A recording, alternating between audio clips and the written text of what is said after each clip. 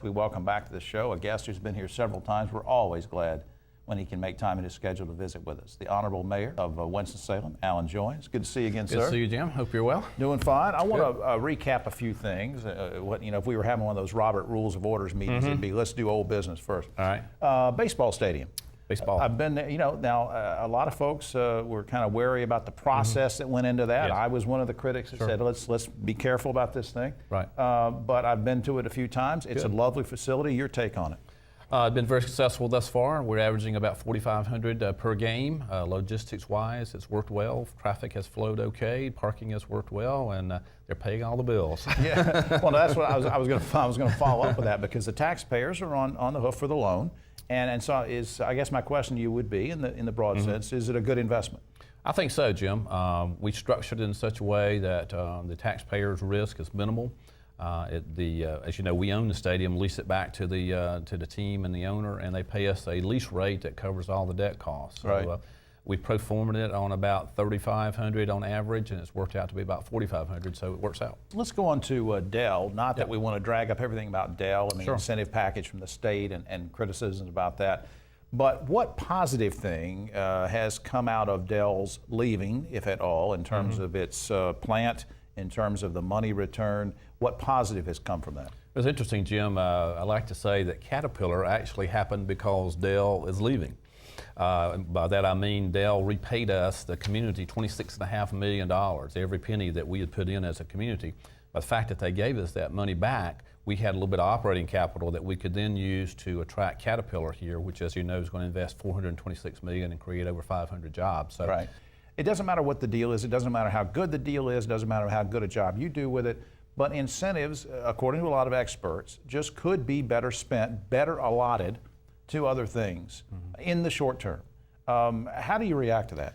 Well, I think that some folks don't look at these projects the way they should. In the case of Caterpillar, for instance, the dollars that we are putting into Caterpillar are actually coming from Caterpillar. We're simply giving back a portion of the taxes what that they would be paying out. And otherwise, we would not have those dollars to invest anyplace. Some professor made us say, well, you should be putting in a small business. We're very supportive of small businesses, but if you don't get the Caterpillar deal, you don't have the taxes to put in any place. Right.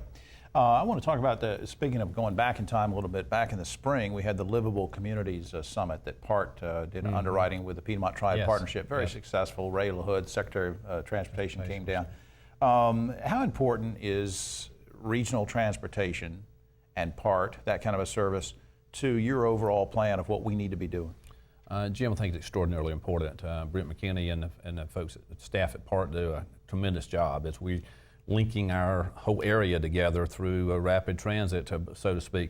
At some point, maybe not in your lifetime or my lifetime, we'll actually have commuter rail that ties the two. Because we can't justify it now, but the fact that the PART rubber tired service is working so well. We're carrying over 37,000 folks a month on PART, which is a great, great service, keeps people off the roads and helps those folks with their cost of gasoline. What are some of the challenges you face? Well, I think next year's budget's going to be another very strong challenge. Last year I thought was the worst we'd ever seen, but was with the governor this morning, and she's indicated a $3.5 billion deficit for the state. And that always makes me nervous because the state has a tendency to start looking around for revenues, and some of them might be ours. So next year is going to be a challenge for us. We've gone 2 years without giving our employees a pay increase, and that's difficult because we're asking them to do more with less. You've been mayor for what now, 87 years? 9, at least. For 9 years. It just seems like forever because people keep putting you back in office, and people have tried to get you to run for higher office, and you just, look, we know you're not mayor because you're in it for the money. It's not, not that kind of thing. But I have to ask, what do you get out of it personally by serving and being the mayor? Jim, I'm a kind of a making lists, accomplishing things kind of person, and when you can check a project off, you do a Caterpillar, do a homeless prevention program or whatever, it makes me feel good, and hopefully leaving the city a little bit better when I leave. Well, you're a great mayor. Does the criticism ever? I know I've criticized you sometimes. Yeah, I've read this. See, this is not going to go well. This is the end of the segment, so I'm glad it's going to. But no. When people criticize process, does that get under your skin, or do you separate that? The process, no. I think I can take that, certainly. The personal attacks get a little tiresome. Last year with baseball, I was probably about as low as I've been, got beat down pretty tight. Well, you've been vindicated. Right. You've been vindicated. I stand corrected on the baseball thing. It's a great facility. Thanks for dropping by. Don't wait so long next time. Thank you, Jim. Good to be with you. We'll be right back after this.